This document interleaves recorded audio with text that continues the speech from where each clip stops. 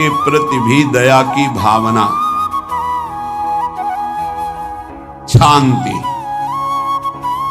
पहला लक्षण है। भाव में भी पहले शांत भाव है। हमारे ऊपर श्री हरिजू की कृपा है, इसकी पहचान ये 8 लक्षण। पहला शांति, अर्थात घोर अपराधी के प्रति भी गुस्सा ना क्षमा करना, ये हरि की कृपा का लक्षण है। देख लो भाई, घोर अपराधी शब्द तो जाने दो, जरा सा प्रतिकूल हो जाए तो लाख समझाओ पर भ्रकुटी तनी रहती है। भला ऐसा है? अपराधी पर भी क्षमा का भाव होना, ये हरि कृपा पात्र में ही होगा, अन्य में नहीं। तो अगर अपने हृदय में ऐसा लगे कि ऐसा नहीं है तो हरिजू से प्रार्थना करनी चाहिए कि कृपा करो, मेरे में सामर्थ्य आवे। दूसरा, अनुसूया, वो किसी भी के प्रति कभी भी कोई दोष दर्शन ही नहीं करेगा। दोष कथन, दोष श्रवण की तो बात जाने दो। अनुसूया, दूसरों के गुणों में दोष ढूंढना ये नहीं होता, हरि कृपा पात्र में नहीं होता। ये सब भजन के नाश करने वाले, जैसे पहला अपराधी पर क्रोध कर देना, तो माया ने भेजा इसीलिए था कि तुम्हारे साथ व्यवहार ऐसा करे कि तुम क्रोध करो। क्रोध करोगे तुम्हारी ऊर्जा शक्ति नष्ट हो जाएगी, अध्यात्म में जो चलने की थी। और कहीं तुमने संकल्प कर लिया तो भजन शक्ति नष्ट हो जाएगी। तो अगर भजन बल है तो गया, जरूर उसको दंड मिलेगा, पक्का मिलेगा, 100% मिलेगा, लेकिन आप खाली हो गए। ना भजन करने की वृत्ति रहेगी और ना भजन रहेगा, दोनों बात। अनुसूया, किसी के सद्गुणों में दोष देखना, गुणों में दोष ढूंढना, ये हरि कृपा पात्र में नहीं होता। ये बहुत मंगलमयी बातें हैं जिससे हमारा भजन मार्ग पुष्ट होता है। तीसरा, वो बाहर से और भीतर से पवित्र रहता है, हरि कृपा पात्र। शौचाचार का ज्ञान होना चाहिए, वस्त्र आपके पवित्र होने चाहिए, ये बाहरी जल रज आदि के द्वारा बाहरी पवित्रता।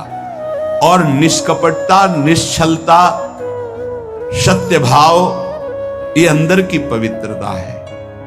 अगर कपट है, छल है, असत्य है तो हृदय मलिन रहता है। भीतर और बाहर से पवित्र रहना, इसमें खास बात क्या है? भीतर और बाहर से पवित्र रहने में, भीतर और बाहर से सदैव पवित्र कौन रह सकता है? तो बोले, जो पुंडरीकाक्ष भगवान श्री हरि का, प्रियाजू का स्मरण करता रहता है, वो शवायाभ्यंतर शुचि, वो बाह्य और अभ्यंतर दोनों से पावन रहता है। तीसरी जो कृपा का लक्षण है, अर्थात वो सदैव भगवत चिंतन परायण, शौचाचार का पालन करने वाला, बाहर और भीतर से हरि कृपा पात्र पवित्र रहता है। चौथा, ऐसे कार्यों का अनुष्ठान न करे जिनमें हमारा भजन छूटता है, जिनमें सत्य छूटता है, जिनमें भगवत भाव छूटता है। जैसे आपके ऊपर कृपा हुई, आप भगवत मार्ग में चल रहे हैं, अब आप ऐसे संसारिक कार्यों का अनुष्ठान कर रहे हैं जिनमें आपकी चित्त वृत्ति बिल्कुल भगवत विमुख हो रही, तो जीवन का लाभ क्या होगा? लाभ तो है भगवत स्मरण से। कल एक ने प्रश्न किया कि मैं खाता तो नहीं हूं लेकिन मांस के दुकान में मांस बेचता हूं, होटल है, क्या उचित है? ये उचित कैसे हो सकता है? तुम और भी तो व्यापार कर सकते हो। जरूरी है धर्म का पालन करने की इच्छा करते हो, धर्माचरण करते हो, ऐसा नहीं। तो विरत बहुकर्मा, उन कर्मों से हमें विरत रहना है जो हमारे धर्म के विरुद्ध है, जो भजन के विरुद्ध है। हरि कृपा पात्र ऐसे कर्मों का अनुष्ठान कर ही नहीं सकता। अपने भजन का फल देखना भगवत कृपा पात्र की, सबको प्रदान कर देना। हिम्मत है? अपने भजन, इतनी मेहनत से किया हुआ भजन, भजन होने के बाद, हे प्रभु इस भजन का फल हो, सर्वे भवन्तु सुखिना सर्वे सन्तु निरामया।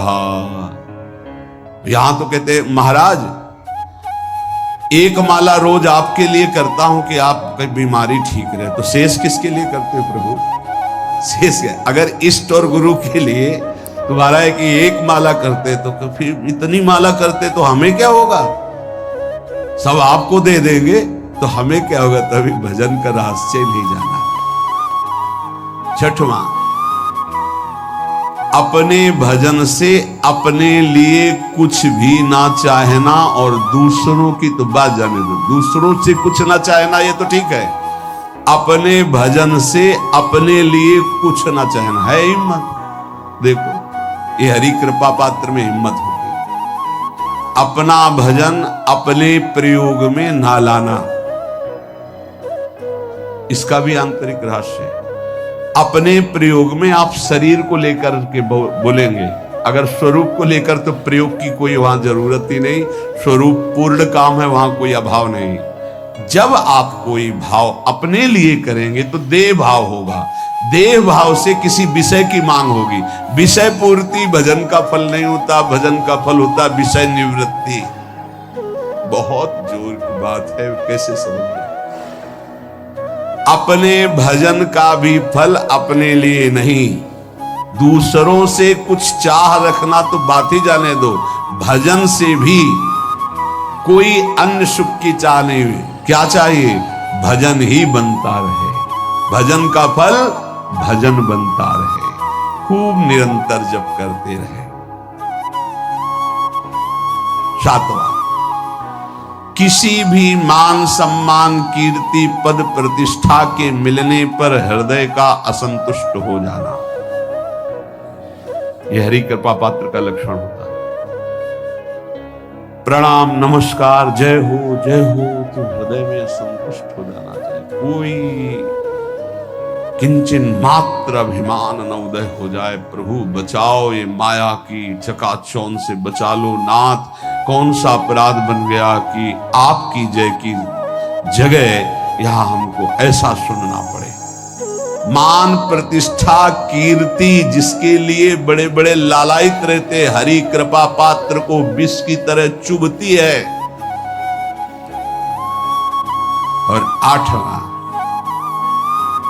किसी भी प्राणी समुदाय से संबंध ना रखते हुए सब पर दया की भावना, सब पर कृपा की भावना, सब पर करुणा मैत्री, पर किसी से ममता नहीं। ये सूत्र बहुत व्यवहार में प्रयोग करने योग्य है। सबसे करुणा और मैत्री, पर किसी से ममता नहीं। करुणा तो करी भरत जी ने, मैत्री भी की मृग से, पर ममता रहित नहीं रहे। ममता कर ली तो अगला जन्म हिरण का हो गया। ममता नहीं रखनी। निर्ममो निरहंकारा, करुणा मैत्री तो करनी है, जैसे इसमें आदेश है, गीता में जी आदेश है, अद्वेष्टा सर्वभूतानां मैत्रः करुणैव च, पर निर्ममो निरहंकारा, ये साधक की चतुरता है। प्राणी मात्र पर दया कृपा करुणा मैत्री, पर ममता नहीं। ममता किसी से, और यहां करुणा मैत्री ये तो गायब हो गई, केवल ममता रह गई है। अपने शरीर से ममता, शरीर संबंधियों से ममता, विषय भोगों से ममता, यही जहर है। संबंध में ये ममता ही जहर है, विचारों में अहंकार जहर है, कर्मों में ये आसक्ति जहर है। इसी जहर को मिटा दे तो जीवन मुक्त महापुरुष कर्म करते हुए, विषय सेवन करते हुए, वार्ता करते हुए, विचार करते हुए, बिल्कुल जहर रही तो उसका जीवन हो गया। तो ये 8 बातें हरि कृपा पात्र में होती हैं, इनको बार बार सुनना, हृदय में धारण करना।